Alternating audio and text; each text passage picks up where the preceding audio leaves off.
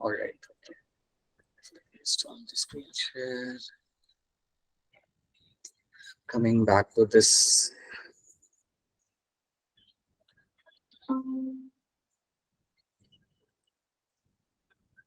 Okay. So gene is basically going to be called as your unit of heredity. That's one thing. And इसको even कह सकते हैं as a fragment of DNA which codes for protein or RNA, which can code for something like a protein, or it can also code for at times can code for simply as RNA. So basically जब हम gene की बात करते हैं तो एक general चीज आपको हमेशा याद रखनी है कि जीन जनरली आपका प्रोटीन कोड करते हैं, ठीक है। और इनको हम और एक और टर्म यहाँ पे यूज कर सकते हैं, you can call it unit of heredity. तो इनको आप इनहेरिट करते हो, ठीक है। तो अगर पेरेंट्स के पास है कुछ जीन्स, तो वो जीन्स आपको ऑफस्प्रिंग में देखने के लिए आपको मिलेंगे। सो ये चीज आपको याद रखनी है, genes are called as a unit of heredity. That's a simple way of understanding. You can also call them as a fragment of DNA which are known to code for a protein. ये आपके protein बनाने में आपको यहाँ पे help करते हैं। आप प्रोटीन बनता है इनमें से। कई बार कुछ जीन होते हैं जिनमें से प्रोटीन नहीं बनेगा, सिर्फ आरएनए बनेगा। So we'll see that later. अब हम यहाँ पे क्या करेंगे, एक चीज मैं आपसे पूछना चाहूंगा कि ह्यूमंस नॉर्मली क्या होते हैं, डिप्लॉयड होते हैं, ट्रिप्लॉयड होते हैं? Sir, diploid. You know humans are going to be diploid, ठीक है। This is something you know. तो इसका मतलब यहाँ पे ये होता है that you will find कि अगर आपके अंदर है क्रोमोसोम नंबर 1, तो उसकी आपको एक और कॉपी मिलेगी वहां पे। You will get to see one more copy over there. ये मैं ऑलरेडी एक बार आपको कुछ महीनों पहले बता चुका हूँ। Similarly, if you have a chromosome number 2, so you will have a copy of that. So that's what diploid basically means. That's what basically diploid means. ठीक है। अब आपको यहाँ पे याद रखना है कि आपके क्रोमोसोम्स के ऊपर ही आपको मिलते हैं देखने के लिए जीन्स, राइट। सो क्रोमोसोम्स के ऊपर ही आपको जीन्स देखने के लिए मिलेंगे। तो ये चीज हमेशा याद रखना कि अगर यहाँ पे मेरा एक जीन है, राइट, अगर मेरे यहाँ पे एक जीन है, तो उसका एक और फॉर्म मुझे उसी पोजीशन पे दूसरे क्रोमोसोम पे मिलेगा। अगर मुझे एक जीन मिलता है इस लोकेशन पे, ग्रीन वाले क्रोमोसोम पे, मुझे अगर नीचे यहाँ पे जीन मिल जाए तो उसकी एक और कॉपी मुझे मिलेगी यहाँ पे। ओके, अब मैं इसको एक और तरीके से आपको यहाँ पे बताता हूँ। अज्यूम करिए कि मेरा एक जीन है और वो कंट्रोल करता है आपके हेयर के कलर को। Assume that there is a gene which controls your hair colour. So let's say there is a gene which controls your hair colour.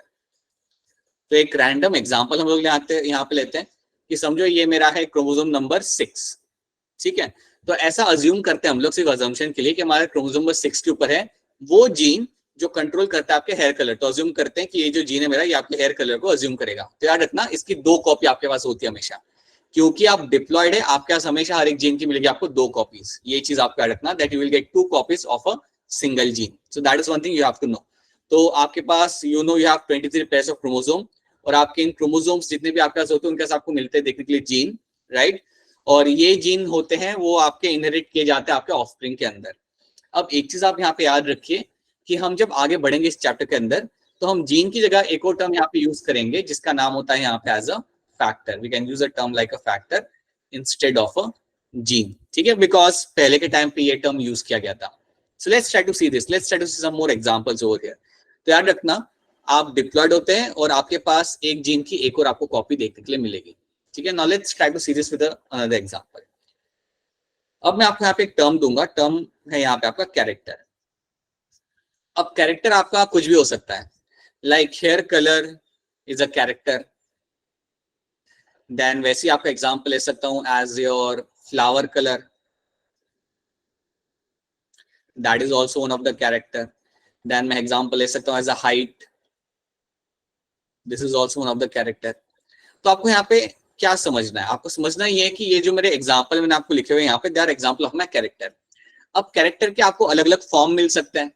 जैसे कि अगर मैं यहाँ पे बात करूं तो मैं हेयर कलर की अगर मैं बात करता हूँ, तो hair colour can be of my 2 types, इधर it can be black And brown. And brown. And brown. Let's say brown, ठीक है, बढ़िया, you can say as a brown over here, ठीक है। तो आपको यहाँ पे 2 फॉर्म आपको मिल रहे देखने के लिए। वैसे मैं समझो कि मैं कोई प्लांट की बात कर रहा हूँ, राइट, और उसका फ्लावर कलर की मैं बात कर रहा हूँ, तो समझो उसके अंदर 2 टाइप के आपको कलर मिलते हैं। एक मिलता है आपका purple, Violet. let's say purple for a simple understanding, and let's say white, ठीक है। तो यहाँ पे कुछ एग्जांपल है। वैसे मैं अगर पी प्लांट की बात करूं जो आपने 10th में भी पढ़ा था, तो उसमें जो हाइट होती थी वो 2 टाइप की होती थी। एक होती थी टॉल, Dwarf. ड्वार्फ, बिल्कुल सही, बहुत बढ़िया, राइट। तो ये कुछ आपके कैरेक्टर्स हैं, राइट, और ये जो उसके दो फॉर्म्स हैं, सो आई कैन क्लियरली से a single character can have like to forms over here. तो इन फॉर्म्स को मेरा कंट्रोल करता है मेरा यहाँ पे जीन। तो अगर मैं कह रहा हूँ यहाँ पे, सो लेट्स से अगर मैं यहाँ पे आपको दिखा रहा हूँ कि यार मेरा यहाँ पे जीन लगा हुआ है, यहाँ you have a gene over here, और ये जीन कंट्रोल करा है मेरे कैरेक्टर को, हेयर कलर को, लेकिन इसके मुझे दो फॉर्म देखने के लिए मिल सकते हैं। I will get to see over here two forms. So now let's try to understand ये मेरे दो फॉर्म यहाँ पे कैसे आ रहे हैं। सो फॉर एग्जाम्पल, आपका यहाँ पे हेयर कलर कैरेक्टर है, राइट, तो उसका जो जीन होगा हेयर कैरेक्टर का, सॉरी जो जीन आपका है यहाँ पे हेयर कलर का, it can be in my two form, इधर इन योर ब्लैक और इन योर ब्राउन। तो ब्लैक एंड ब्राउन को मैं यहाँ पे कह सकता हूँ as a alleles. Black and brown को मैं यहाँ पे कह सकता हूँ, ये टर्म्स को मैं यहाँ पे कह सकता हूँ, ये जो मेरे दो फॉर्म है यहाँ पे मेरे जीन के, these are the two forms of my gene, I can call them as a alleles. So alleles are nothing but my two form of your gene, they are my two forms of a gene, right? I can also say they are my two forms of a particular character. तो उनको मैं बोलूंगा यहाँ पे as a allele. तो ये दोनों मेरे यहाँ पे एलील बन जाते हैं। उसी तरीके से मैं कह सकता हूँ कि मेरे फ्लावर कलर की भी यहाँ पे दो फॉर्म है, सो ये दोनों फॉर्म को मैं इवन कलेक्टिवली कह सकता हूँ as a allele. I can also call them over here as allele over here. Similarly मेरा जो हाइट होती है यहाँ पे, हाइट के भी यहाँ पे मुझे दो एलील यहाँ पे मिले देखने के लिए, एक है मेरा यहाँ पे टॉल, दूसरा है मेरा यहाँ पे ड्वार्फ। तो ये चीज आपको यहाँ पे समझनी है कि हर एक कैरेक्टर के आपको यहाँ पे दो फॉर्म देखने के लिए मिलेंगे, क्योंकि हम सब डिप्लॉयड है, ठीक है, you are all diploid, you can get to see two forms over here. और let's say you have two different alleles over here, आपके हेयर कलर के दो एलील है, ब्लैक वाला ब्राउन वाला। फ्लावर कलर के दो एलील है आपके पास यहाँ पे, एक व्हाइट वाला एक है पर्पल वाला एलील। हाइट के आपके पास दो एलील है, इन पी प्लांट के अंदर you have tall and you have a shorter allele. So याद रखना, allele is nothing by two forms of a gene, they are like different forms of a gene. Generally हम यहाँ पे two लिखेंगे फिलहाल के लिए। So have two forms of a gene can be collectively called as my allele. इनको हम यहाँ पे एलील के तरीके से हम यहाँ पे बोल सकते हैं। अब हम क्या करते हैं, let's try to see this definition over here. Factor की डेफिनेशन यहाँ पे क्या है? फैक्टर एक ओल्ड टर्म है, काफी बार आप आगे देखोगे कि फैक्टर के हम यहाँ पे टर्म यूज करेंगे जीन। बट जब ग्रेगर मेंडल ने डिस्कवरी किया था, when he discovered something in terms of inheritance, तो उसने जब वहां पे टर्म यूज किया था, वो टर्म वहां पे था फैक्टर। उसने फैक्टर टर्म यूज किया था, उसने जीन टर्म यूज नहीं किया था। सो याद रहेगा, factor is nothing but my unit of heredity which is responsible for inheritance and appearance of the character. इसकी वजह से तो आपको आपके कैरेक्टर दिखते हैं। अगर अभी आपका हेयर कलर यहाँ पे ब्लैक है, so that is because of a gene. अगर आपका स्किन टोन एक सर्टेन टाइप का है, so that is also because of a gene. Right? अगर आपकी एक अप्रोप्रिएट हाइट है, that is also because of a gene. So इसलिए कहा जाता है जीन और factor is a unit of heredity which is responsible for inheritance and appearance of the character. उसी तरीके से एक और आपके यहाँ पे टर्म है, that is called as my allele. Alternate form of gene, alternate form of gene which are located on the same position of the homologous chromosome is called as my allele. तो आपके जो अलग अलग form आपको मिलते हैं देखने के लिए एक जीन के, उसको हम बोलते हैं यहाँ पे एलील। तो जैसे कि मैंने आपको यहाँ पे एग्जांपल देखा, हेयर कलर के black and brown, they are my alleles because they are my different forms. Flower colour के you have white and purple, they are also my different forms, so they are also example of my allele over here. Similarly, height का भी यहाँ पे tall and dwarf are my two different alleles of my particular height. ठीक है, तो ये आपको ये चीज रखनी है कि different form of a gene are called as my alleles. उनको हम यहाँ बोलते हैं as a alleles over here. ठीक है, अब मैं आपको यहाँ पे एक क्वेश्चन पूछूंगा, आप उसका मुझे आंसर करिएगा। मैं यहाँ पे लिखता हूँ fur of rabbit, ठीक है, मतलब जो रैबिट का कोट होता है वो, ठीक है। इसमें आपको मिल जाए दो फॉर्म, इसमें आपको मिल जाए दो फॉर्म, एक आपको मिल रहा है यहाँ पे ब्लैक और एक आपको यहाँ पे मिल देखने के लिए ब्राउन। व्हाइट करते हैं, व्हाइट करके रैबिट कॉमन होता है, लेट्स से व्हाइट, ठीक है। So have a white and black over here. तो अगर इस पिक्चर के अंदर आपको मैं पूछूं कि इनमें आपका जो जीन है, राइट, तो जीन आपका यहाँ पे कंट्रोल कर रहा है आपके फर कलर को, fur of your rabbit. So gene basically controlling your fur of the rabbit को। आपका यहाँ पे एक जीन है जो कंट्रोल कर रहा होगा आपके रैबिट के कलर को, रैबिट के कोट के कलर को, ठीक है। अगर आपसे कोई पूछे कि यार इसके कितने एलील हैं, तो आप क्या आंसर दोगे यहाँ पे इस पिक्चर को? आप क्या आंसर दोगे? I will get two alleles. Yes, I will get to see two alleles. एक है मेरा यहाँ पे ब्लैक, एक है मेरा यहाँ पे व्हाइट। तो मुझे यहाँ पे दो एलिमेंट्स के देख हाँ जी, आई थिंक का माइक सिल्की माइक को आपको ऑफ करना पड़ेगा, आवाज आ रही है। ठीक है, so you'll have black and white are the two alleles I'll get to see over here, right? So these are the two alleles you get to see in your fur color of a rabbit. So that's going to be one thing. ठीक है, अब हम क्या करेंगे, हम थोड़ा सा past में जाएंगे और कुछ चीजों को याद करेंगे। अगर आपको ग्रेगर मेंडल का थोड़ा बहुत काम याद हो तो उन्होंने पी प्लांट का काम किया था। अब जब पी प्लांट पे काम करते थे तो हाइट को वो काफी अटेंशन दे रहे थे। He was paying attention to the height of the pea plant, right? तो यहाँ पे हम क्या करते हैं, we try to understand couple of things over here. अगर आपके पास है एलील और दोनों के दोनों एलील सेम है, let me tell you something, let's assume you have a chromosome over here and यहाँ पे आपके पास है एक क्रोमोसोम, राइट? ये है मेरे क्रोमोसोम 3 और उसकी कॉपी है यहाँ पे लगी हुई है। समझो नाउ यू नो इसके ऊपर एक जीन होगा, समझो इसके ऊपर जीन है जो हाइट को कंट्रोल करता है। Assume that it has a gene which controls the height over here, ठीक है, जो यहाँ पे आपका लगा हुआ है। और इसके जो दो फॉर्म है वो दोनों सेम है। Assume करते इसके जो दोनों जो फॉर्म है यहाँ पे वो दोनों सेम है। सो दोनों एलील मेरे यहाँ पे सेम है। सो assume that मेरा जो क्रोमोसोम है, राइट, जो हाइट को कंट्रोल कर रहा है, उसमें दो टाइप की हाइट है, एक आपकी टॉल और एक आपके यहाँ पे ड्वार्फ। आप ये सोचो कि जो मेरा टॉल वाला जो यहाँ पे हाइट है उसको मैं डेजिग्नेट करूंगा एज अ कैपिटल टी, और जो मेरा शॉर्ट वाला जो मेरा यहाँ पे हाइट होगा उसको मैं डेजिग्नेट करूंगा एज अ स्मॉल टी। ठीक है, तो स्मॉल टी और कैपिटल टी यहाँ पे आएगा, they are my form of my allele, they are my form of your allele. तो अगर मेरे क्रोमोसोम के ऊपर यहाँ पे लगा हुआ है कैपिटल टी, राइट, मतलब कैपिटल टी मतलब मेरा टॉलनेस वाला यहाँ पे एलील है, और अगर मेरे दूसरे क्रोमोसोम पे लगा हुआ है मेरे यहाँ पे अगेन कैपिटल टी, अगर दोनों पे कैपिटल टी यहाँ पे लगा हुआ है then I can surely say it is a tallness वाले एलील मेरे दोनों क्रोमोसोम पे लगे हुए हैं। टॉलनेस वाले एलील मेरे दोनों क्रोमोसोम पे यहाँ पे लगे हुए हैं, and on the basis of that I can say this is my homozygous condition. Homozygous condition, ये है मेरी होमोजाइगस कंडीशन।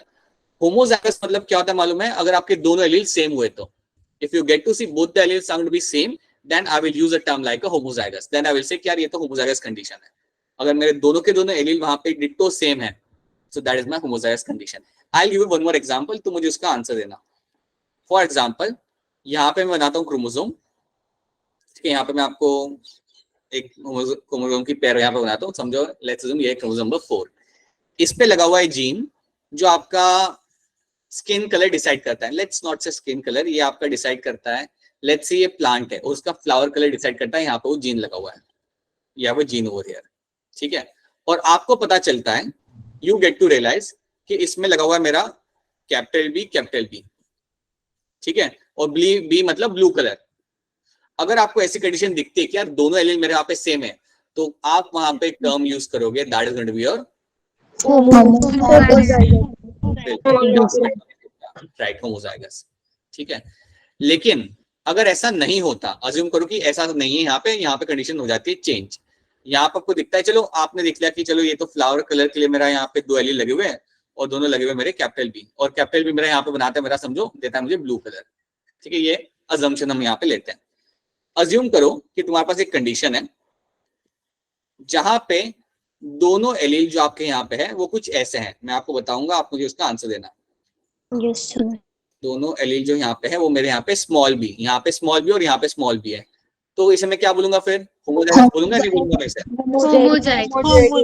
ये मेरा मैं होमोजाइगस ही बोलूंगा इसे भी। This is also called as my homozygous, क्योंकि यहाँ पे मेरे दोनों एलील जो है यहाँ पे वो सेम है, both alleles are going to be same, so that is going to be my homozygous. So you should know what is my homozygous over here.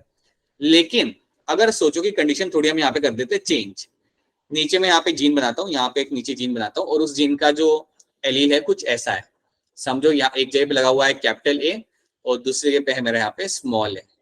अगर आपको ऐसी कंडीशन देखने मिलती है, then you will say it is my that is going to be called as my heterozygous condition. That is not my homozygous, बल्कि this will be called as your heterozygous condition. So याद रखना, either you can have a heterozygous or you can have a homozygous, ये दो condition आपको देखने को मिल सकती है। अगर मेरे दोनों एलील अलग अलग हैं, अगर मेरे दोनों एलील वहां पे अलग अलग है, then I will call it as a, मैं बिल्कुल कह सकता हूं दैट्स माय हेटेरोजाइगस कंडीशन। अगर दोनों एलील मेरे सेम है, that is going to be called as my homozygous condition. So homozygous heterozygous यहाँ पे क्या होता है वो आपको यहाँ पे याद रखना पड़ेगा हमेशा. So that is one thing you have to remember. Also you have to remember. जो लोग अभी भी ज्वाइन किए हैं, hi good evening. And one more thing I want to tell you to people who have just joined in, जिन्होंने अभी भी join किया क्लास के अंदर. रोहित सर ने आपके साथ एक लिंक शेयर किया होगा ग्रुप के अंदर. उस लिंक पे जाइए एंड एक वो फॉर्म आपको वहां पे मिलेगा and please fill that particular form. So people who have just joined in, आपको एक लिंक मिलेगा आपके ग्रुप के ऊपर जो रोहित सर ने शेयर किया होगा. उस लिंक के ऊपर आप जाएंगे and please fill that particular form. उसमें आई थिंक आपको 5 क्रेडेंशियल्स आपको आपके डालने, आप उसे डालिए. एंड अगर वो डालते समय अगर आपको कोई दिक्कत आ रही है then please let us know. ठीक है. और डेट ऑफ बर्थ डालते समय बीच में स्पेस मत रखिएगा. You have to add slash and you have to go ahead with that. ठीक है. People who have just joined in, please do fill up that form. ठीक है. All right. So this is something you have to know. This is your factor and Nilil यहाँ पे आदत में क्या है यहाँ पे, and that is something you have to remember. अब हम क्या करेंगे? Now we'll try to understand the history of Gregor Mendel. हमारे जो फादर ऑफ जेनेटिक्स है यहाँ पे, जो हमारे हैं ग्रेगर मेंडल, उनके बारे में हम थोड़ा सा यहाँ पे जानेंगे, उसको हम यहाँ पे समझेंगे. ठीक है. So let's try to talk about something in terms of your Gregor Mendel. So, जब भी हम बात करते हैं हमारे फादर ऑफ जेनेटिक्स की, that is my Gregor Mendel. So let's सी इनके बारे में हमें यहाँ पे क्या क्या याद रखना पड़ेगा. फर्स्ट ऑफ ऑल आप ये बात जानते हो, he is my father of genetics, that is something you know. And इनका काफी ज्यादा कॉन्ट्रीब्यूशन था in the field of genetics. आप इतनी बात तो ये जानते हो that he was from Austria and he was a monk. ठीक है. And he did his studies from university of Vienna से उन्होंने किया था. फिजिक्स एंड बॉटनी दोनों उन्होंने पढ़ा था यूनिवर्सिटी में जाके. And later on he came back to the monastery और वहां पे उन्होंने like started teaching over there. और उसके साथ साथ उन्होंने अपने एक्सपेरिमेंट्स किए and he did the experiment on a pea plant. ये आपके याद रखना जरूरी. He did some experiments on the pea plant. अब यहाँ पे मैं आपको कुछ इंपॉर्टेंट पॉइंट्स आपको बताऊंगा जो आपको यहाँ पे याद रखना है. ग्रेगर मेंडल ने अपना काम किया था पी प्लांट पे. अब याद रखना ये जो उन्होंने एक्सपेरिमेंट किए थे पी प्लांट के ऊपर, ये कुछ उन्होंने 1-2 महीने के लिए नहीं किए थे. He did some very intensive study for around 7 years. याद रखना जो काम किया था ग्रेगर मेंडल ने पी प्लांट के ऊपर, he did it for 7 years. 7 साल काम किया उन पी प्लांट्स पर. And he was trying to understand the inheritance. He was studying the inheritance patterns. याद रखना he was actually trying to study the inheritance of character. ये वो यहाँ पे स्टडी करने की यहाँ पे कोशिश कर रहे थे. एंड याद रखना कि उन्होंने 7 साल तक ही स्टडी किया था. So that is also one thing very important thing you have to know, right. अब एक और चीज आप यहाँ पे याद रखेंगे कि ग्रेगर मेंडल ने जब ये काम किया था 7 साल के लिए उन्होंने यहाँ पे काम किया था. 7 साल काम करने के बाद उनको जो डेटा मिला था वो बहुत ज्यादा था. तो हमेशा एक चीज याद रखना कि यहाँ पे जो सैंपल साइज था, sample size of data was huge. आप सोचो अगर आप 7 साल किसी एक चीज पे अगर आप काम करते हो आपके पास कितना सारा डेटा होगा. सो आपको जो सैंपल साइज था यहाँ पे डेटा का वो बहुत ज्यादा था ग्रेगर मेंडल के पास. और याद रखना ये एक रीजन था उनके सक्सेस का. और राइडर आई शुड से आज हम ग्रेगर मेंडल को जो जानते हैं वो इसलिए जानते हैं क्योंकि उनका जो सैंपल साइज था वो बहुत ज्यादा था और इसमें कोई एरर नहीं हो सकता. आप थोड़ा सोचो कि अगर आप पूरे हिमाचल के एरिया को अगर आप स्टडी करते हो, right, rather than studying a single district, और उसके बाद जो आपको जो डेटा मिलता है वो कितना ज्यादा होगा. उतने ज्यादा डेटा के बाद जो आपको लाइक रिजल्ट आप निकालते हो वो रिजल्ट को कोई क्वेश्चन नहीं कर सकता. तो वही चीज ग्रेगर मेंडल के साथ थी that he studied for 7 years. He had a very good high sample size of his data and that was one of the reason for his success. But इनका जो सक्सेस था ना वो अनफॉर्चुनेटली उनके life के दौरान उन्होंने देखा नहीं था. Actually, after the death of Gregor Mendel, people get to realize the work of Gregor Mendel. So let's try to see that. See, Gregor Mendel जो हमारे यहाँ पे थे, इनका लाइफ स्पैन कुछ था like he lived from 1822 to 1884, right? That was his lifespan. और याद रखना कि उन्होंने अपना एक्सपेरिमेंट चालू कब किया था. He started his experiment in the year of 1856-1857. और इनका एक्सपेरिमेंट चला था अराउंड 1863 तक. So you can know that ये पूरा जो आपका टाइम ड्यूरेशन था वो आपका था यहाँ पे 7 साल का. So for 7 years he actually studied this pea plant. Pisum sativum को इन्होंने 7 साल तक यहाँ पे स्टडी किया था. Basically was trying to understand the inheritance pattern over there. ठीक है. नाउ एक पेपर भी इन्होंने यहाँ पे पब्लिश किया था और वो पेपर का नाम था यहाँ पे एक्सपेरिमेंट इन प्लांट्स हाइब्रिडाइजेशन। याद रखना, इन्होंने एक पेपर पब्लिश किया था, ये आपके लिए याद रखना इंपॉर्टेंट है, this becomes your potential question. Experiment in plants hybridization and this was published in the journal. तो एक उन्होंने पेपर लिखा था यहाँ पे, रिसर्च पेपर लिखा था जिसका नाम था यहाँ पे एक्सपेरिमेंट इन प्लांट्स हाइब्रिडाइजेशन। तो ये चीज आपको याद रखनी है, that this is something he did. But याद रखना कि इनको इतनी पॉपुलैरिटी नहीं मिली थी ये पेपर पब्लिश करने के बाद। जब ग्रेगर मेंडल ने अपना काम पब्लिश किया तो इनको इतना जो पॉपुलैरिटी मिलनी चाहिए थी, या आई वुड से जितना इनको रिकग्नाइजेशन मिलना चाहिए था, वो इनको कभी मिला नहीं। So Mendel was unable to get any popularity और recognition. No one understood what he did. किसी को उनका काम समझ ही नहीं आ रहा था। अब क्वेश्चन यहाँ पे ये आता है, ये चीज याद रखना कि इनको लोगों को इनका काम समझ क्यों नहीं आ रहा था, why his work was not recognised, या उनके काम को लेके इतना एक्सेप्टेंस क्यों नहीं था।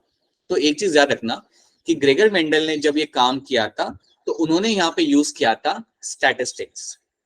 उन्होंने यहाँ पे काफी ज्यादा अमाउंट में यूज किया था उनके काम के अंदर, उनके जो रिसर्च वर्क था उन्होंने उसके अंदर यूज किया था बहुत ज्यादा स्टैटिस्टिक्स।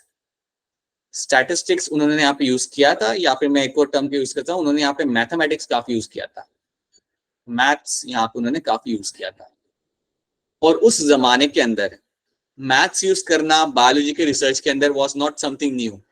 इस बात को याद रखना that he was using statistics and maths in his work, और ये करने से उसको काफी अच्छा डेटा या उसका रिजल्ट काफी अच्छे तरीके से दिख रहा था। बट वो टाइम पे ऐसा कोई चीज करना या using stats in the biology was not accepted. ये वो टाइम पे एक्सेप्ट नहीं किया जाता था या लोग करते नहीं थे।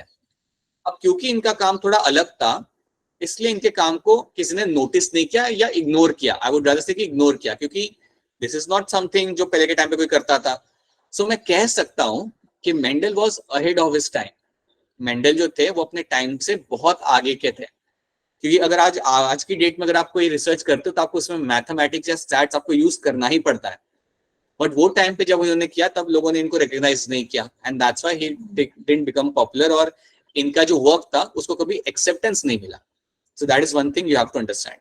ये रीजन नहीं था, और भी कई सारे रीजन थे। एक आपको यहाँ पे इंपॉर्टेंट रीजन यहाँ पे याद रखना है, he died in the year 1884 without getting any credit for his work। उनकी डेथ हुई थी इन द 1884, और ये टाइम पे उनको कोई भी क्रेडिट यहाँ पे देखने के लिए नहीं मिला था, राइट। बट याद रखना after 16 years around in the year of 1900 इनके काम को रीडिस्कवर्ड किया गया। Mendel work was rediscovered. याद रखना आफ्टर 16 years, उनके डेथ के 16 साल के बाद उनके काम को रीडिस्कवर्ड किया गया बाय 3 अदर साइंटिस्ट। तीनों साइंटिस्ट ने इंडिपेंडेंटली उनके काम को डिस्कवर्ड किया, और उन्होंने देखा कि जो भी मेंडल ने किया था वो बिल्कुल सही था, या जो भी मेंडल जिस बारे में बात कर रहा था वो बिल्कुल एग्जैक्टली बातें सही थी। Whatever he was talking about gene, inheritance, factor, वो सारी चीजें बिल्कुल सही थी। And that discovery was done by my this 3 scientist. इनका नाम आपको याद रखना है, Karl Correns, Hugo de Vries and Erich von शेसमार्क।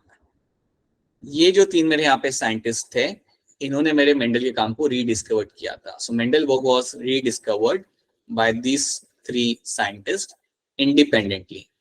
So they rediscovered Mendel's work. काफी सरप्राइजिंग बात है यहाँ पे कि जब इन्होंने उसके काम को डिस्कवर्ड किया, रीडिस्कवर्ड किया वो ज्यादा से, और उसके बाद ग्रेगर मेंडल को नोबेल प्राइज मिला था। So he got Nobel prize after his death. उनके डेथ के बाद उन्हें नोबेल प्राइज के टैक्स से उनको वो किया गया, उनको दिया गया, because later they realise that what Mendel did was actually true. पहली थिंग वो सही था जो भी उन्होंने बोला और उन्होंने किया था। Second thing, it was well ahead of time, और उनके काम से बहुत ज्यादा हेल्प मिली to understand the field of genetics. तो याद रखना, you have to know this few things. You have to know the name of this 3 scientist जिन्होंने आपके मेंडल के काम को रीडिस्कवर किया था। ये याद रखना आपको यहाँ पे, Karl Correns, Hugo de Vries and Erich von Tschermak. ये 3 चीज नाम याद रखने। उसके अलावा प्लीज याद रखना यहाँ पे कि मेंडल का काम कौन से प्लांट पे था, कितने टाइम के लिए किया था, एंड वन इंपॉर्टेंट थिंग कि उन्होंने जो पेपर पब्लिश किया था उसका नाम क्या था, experiments in plant hybridisation. That was a paper that he published. ठीक है, जिसको पॉपुलैरिटी नहीं मिली थी, but that is something that's a different thing. तुम्हें याद रखना है कि ये उन्होंने काम किया था. एक रीजन याद रखना कि उनको पॉपुलैरिटी क्यों नहीं मिली थी, because he was using stats and mathematics, वो वहां पे यूज कर रहे थे. एक रीजन ये था. एक रीजन ये भी था that he was talking about factors. He was talking about factors और जीन्स. फैक्टर्स के बारे में वो बात कर रहा था जिसको वो टाइम पे कोई प्रूव नहीं कर पा रहा था. वो कह रहा था कि कुछ फैक्टर्स होते हैं जो इनहेरिट किए जाते हैं, बट इसका कोई फिजिकल एविडेंस नहीं था, इसलिए लोगों ने एक्सेप्ट नहीं किया. That was also one of the thing, right. कि फैक्टर्स करके वो वहां पे बात कर रहे थे, बट फैक्टर्स को आप फिजिकली प्रूव नहीं कर पा रहा था वो. Like he could not prove कि वो एक्चुअली में होते हैं. So that was also one of the reason, because of that he couldn't get popularity. And एक और चीज जो थी यहाँ पे, एक और रीजन तो यहाँ पे था, वो ये था कि जब इनका पेपर पब्लिश हुआ उसी टाइम पे या उसी दौरान चार्ल्स डार्विन ने भी अपना थीसिस आगे रखा था. अब उससे चार्ल्स डार्विन ने भी अपना एक बुक पब्लिश की थी, and that book was your origin of species. आपने नाम सुना होगा 10th में. Yes, sir. Yes, sir. सो एक बुक आपके यहाँ पे origin of species, Charles Darwin ने ये बुक आपकी आगे रखी थी, और ही एक्चुअली पब्लिश दैट बुक. तो जब इन्होंने ये बुक आगे रखी जहां पे बात किया जा रहा था इवोल्यूशन के बारे में, सो मेजॉरिटी ऑफ द फोकस इसके ऊपर ही था. सो majority of the scientist and scientific community was focusing on this particular book. कि चार्ल्स डार्विन के काम के ऊपर फोकस किया जा रहा था, उनके थियरीज के ऊपर फोकस किया जा रहा था. तो इस रीजन से भी इनका जो काम था उसको इतना ध्यान नहीं दिया गया, या इनको इतनी पॉपुलैरिटी वहां पे नहीं मिल पाई. तो कई सारे रीजन से, ये कुछ आपके सामने मैंने रीजन बताए हुए हैं. पहली चीज याद रखना, स्टैट्स एंड मैथमेटिक्स वो टाइम पे कोई यूज नहीं करता था, ग्रेगर मेंडल ने यूज किया था, and that's why he was not getting recognised. That one thing. Factors के बारे में वो वहां पे बात कर रहे थे कि फैक्टर्स इनहेरिट किए जाते हैं and they move to one generation to another, but उसका कोई फिजिकल प्रूफ नहीं था. एंड बिकॉज ऑफ दैट लोगों ने उस चीज को इतना सीरियसली लिया नहीं, उनके वर्क को सीरियसली लिया नहीं. एंड ओरिजिन ऑफ स्पीशीज आपकी उसी दौरान पब्लिश हुई थी, and because of that many people are focusing on the theories of evolution. तो ये भी एक रीजन है जिसके वजह से उनको इतनी पॉपुलैरिटी नहीं मिल पाई, राइट. बट याद रखना, so these are the few things you have to know. आपको ये भी याद रखना है that who were the people who actually rediscovered his work. ये जो की टर्म्स जो मैं आपको यहाँ पे दिखा रहा हूँ, ये नाम मैं आपको यहाँ पे कुछ बता रहा हूँ, या ये जो जर्नल, ये रिसर्च पेपर का जो आपको मैं यहाँ पे नाम बता रहा हूँ, they do become a potential question, so please remember them. They are all going to be a potential question for exam, so please know all those names. ठीक है. So things you have to remember in this, right? So ये आपको एक general outline है. This is just a general outline. अभी हम इनके काम को यहाँ पे देख नहीं रहे, बट यार this is a general outline you have to know. ठीक है. अब आगे बढ़ने के पहले, before moving forward, we can clearly say, can I say you understand what is allele now? क्या आप कह सकते हो कि आपका एलील क्लियर है? ठीक है. You also know what is my homozygous term means? Yes. Yes, sir. No. What is your? Heterozygous. ठीक है. तो बस आपको यहाँ पे एक चीज पूछना चाहूंगा कि अगर आपको यहाँ पे एलील मिल जाए, समझो यहाँ पे ब्लू स्टैंड्स फॉर और आई वुड से ब्लू को मैं यहाँ पे टैग करता हूँ as capital B, and I will tag white as your small B. Generally हम जेनेटिक्स के अंदर एक कैपिटल अल्फाबेट और एक स्लोअर अल्फाबेट को हम यहाँ पे यूज करते हैं. So let's see you have a small B for my white. ठीक है. अगर आपको दो एलील दिखते हैं, ठीक है, याद रखना ये स्टोरी क्या है. Blue is for capital B and white is going to be for my small B. अगर आपको दो एलील दिखते हैं जो आपके हैं स्मॉल बी, तो आपके फ्लावर का कलर क्या होगा?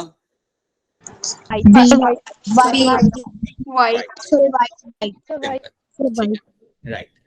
अगर आपको एलील वहां पे दिखते हैं, वहां पे देखने के लिए कैपिटल बी, देन आपके फ्लावर का कलर क्या होगा? Blue. Right. So this is your homozygous. सो ये दोनों जो मेरी कंडीशन आपके सामने मैंने यहाँ पे रखी है, this are all my homozygous condition. That is something we will see. But अगर आपका कंडीशन आपके यहाँ पे होता है capital B and you have a small B, अब आप ये बात जानते हो कि यहाँ पे ब्लू होगा, क्योंकि you know the idea of you know about the law of dominance, right. So you can से कि अच्छा जी यहाँ पे जो मेरा कलर होगा, यहाँ पे मेरा होगा यहाँ पे ब्लू. ठीक है. बट आज एक बात, अभी हम आगे जाके जब देखेंगे हम समझेंगे कि यार ये पता कैसे चला था, this law of dominance, how this was discovered and how people were able to say कि यहाँ पे ये ब्लू होगा या यहाँ पे आपका व्हाइट होगा. आप जानते हो कि ये ब्लू होगा बिकॉज कैपिटल भी आप जानते हो is going to be dominant allele. जब भी कोई कैपिटल में लिखा जाता है, you know that it is my dominant allele, but अगर आपको ये मालूम नहीं भी तभी हम आगे जाके देखेंगे, ठीक है। बट याद रखना this condition over here is called as my heterozygous condition. ये जो मेरी यहाँ पे कंडीशन है, this is going to be heterozygous condition, ठीक है। आपको हेटेरो होमो यहाँ पे काफी क्लियरली मालूम होना चाहिए, राइट। ये जो मैंने यहाँ पे कंडीशन हमने देखी थी, यहाँ पे थी आपकी hetero and this over here is my, sorry, that was my homo and that is my heterozygous condition over here. इतना तुम्हें इसके अंदर याद रखना है, ठीक है। अच्छा, आप मुझे थोड़ा बहुत बताओ अपने एंड से, जब आपने 10th में पढ़ा था इस चैप्टर को, तो मेंडल ने काम किया था पी प्लांट के ऊपर, उसने कौन से कैरेक्टर को स्टडी किया था, कुछ याद है आपको? हाँ जी, एक एक बताओ मुझे, ठीक है। आपने बोल दिया हाइट, आपने बोल दिया, ठीक है। कलर ऑफ फ्लावर, बढ़िया, हाँ जी, right. Even your shape of, colour of pods, position of flower. Okay, ठीक है। Now I know that you know everything, but आपने 10th में जो पढ़ा था वो आपने इतना पढ़ा था। हाइट आपने देखा था, आपने शेप ऑफ सीड देखा था, shape and colour of seed, ठीक है। Shape of seed and colour of seed आपने ये पढ़ा था, राइट। और उसके अलावा you must have also seen the example of my flower colour. तो ये चीजें आपने 10th में देखी थी। These are the few things you have studied in the 10th grade के अंदर, राइट। और हमने करना क्या है ना, इन चीजों को एक बार फिर देखना है, that is something we have to understand. So we have to understand the laws of inheritance, वो हमें यहाँ पे एक बार उन्हें रिवाइज करना पड़ेगा। उनको रिवाइज करने के बाद will try to see some more examples in that, ताकि आपको पता चले कि क्रॉसिंग कैसी होती है and how you make gametes. वो चीजें हम यहाँ पे देखेंगे जो आप ऑलरेडी एक बार देख चुके हो। तो आई एम अज्यूमिंग दैट कि आपको समझने में ज्यादा दिक्कत नहीं आएगी, ठीक है, when will doing that. But याद रखना, इतना याद रखिएगा कि हाइट आपने देखा था, फ्लावर कलर आपने पढ़ा था, आपने shape of seed, colour of seed आपने पढ़ चुके हो, राइट। इसके कॉन्टेक्स्ट में हम आगे देखेंगे, इसके कॉन्टेक्स्ट में हम आगे समझेंगे that how your actually how your law of dominance, law of segregation and law of independent assortment was discovered. याद रखना, आपके 3 लॉज हम यहाँ पे देखते हैं, law of dominance, law of segregation and law of independent assortment. यही हम देखेंगे जब हम इसको डिटेल में पढ़ेंगे। Will try to see all those things in detail. आज की क्लास में we are just understanding the basic things. मैं बस चाहता हूँ कि आपको इतना चले कि what are alleles, what are my characters, right. और अगर आपके सामने कोई टर्म लाता है factors, that is nothing but my gene, right. Factor is nothing but my gene, और इसके आपको 2 फॉर्म देखने के लिए मिलते हैं, ठीक है। सो फैक्टर और gene are the same thing, but Mendel ने जो टर्म वहां पे यूज किया था that was a factor, he didn't use the term, he actually used the term factor. Gene हमने बाद में यहाँ पे टर्म देखा था। So that is something you have to know. अगर मैं आपसे पूछूं कि मेंडल ने कितने टाइम के लिए पी प्लांट पे स्टडी किया था? 7 ठीक है। अगर मैं आपसे पूछूं कि मेंडल का जो काम था वो इतना वाइडली एक्सेप्टेड क्यों हुआ बाद में, मतलब क्या रीजन था कि उसका काम इतना एक्सेप्ट किया कि हाँ भाई ये तो सही है, उसका एक रीजन क्या था? और मैथमेटिक्स का data, the amount of data, sample size, yes, the amount of sample size he had was very huge. 7 साल स्टडी किया था उसने उस प्लांट को, उसका सैंपल साइज इतना बड़ा था दैट ही कुड, लाइक उसे कोई क्वेश्चन नहीं कर सकता था कि लाइक ये गलत हो सकता है। So that's why he was, जब उसको रीडिस्कस किया गया काम, he was very easily accepted and that's why he was said that he is a father of genetics. बाद से वो टैग मिला था, ठीक है। Can you tell me the name of the 3 scientist जिन्होंने ये डिस्कवरी की थी वापस? Carl मुझे मेरी, ठीक है, and this one, Schromack. Eric von Schromack. Yeah, these are the 3 people who had discovered that. कौन से साल में उन्होंने किया था? 1900, राइट। वो सिंपल ईयर है, वो याद रहेगा, 1900 वाले ईयर में उन्होंने डिस्कवर किया था, ठीक है। That is one thing you have remembered over here. Alright, now tell me one more thing. We are all going to be deployed. How many number of chromosomes we have in a human beings? Total number of chromosomes कितने होते हैं? 43 pairs. 46 chromosomes, right. ठीक है, okay, that's true. Pea plant का scientific नाम क्या होता है? Right. So they are like very basic things, लेकिन ये सब आपको याद रहनी चाहिए। What will you doing now? When we'll catch you again tomorrow. कल से हमारा like content चालू होगा। In a real sense, कल से हमारा content चालू होगा जहाँ पे हम देखेंगे why he used pea plant, and वहाँ से हम डायरेक्ट चालू करेंगे हमारा law of dominance, segregation समझना वहाँ पे चालू करेंगे। So we'll basically cover tomorrow your crosses done on monohybrid plants, और monohybrid crosses हम यहाँ पे कल समझेंगे, and we'll also try to understand dihybrid cross. ठीक है, अगर आपको इतना क्लियर है, अगर आपको इतनी चीजें यहाँ पे समझ आ रही है, देन आगे की चीजें समझने में आपको दिक्कत नहीं आएगी. ठीक है, अगर आपका फाउंडेशन यहाँ पे क्लियर है, देन आगे की चीजें समझने में आपको बिल्कुल दिक्कत नहीं आएगी. एंड आई थिंक ये काफी तक आपको क्लियर है, because you have done this in 10th grade, so that is something which is clear to you. ठीक है. Yes, So sir. that's it. And I guess most of you have my number, right? Most of you have. Yes, sir.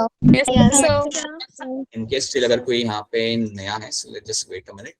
In case if there's someone who is, yeah, many of you might be new. अच्छा, people who are new to this class, just want to let you know few things.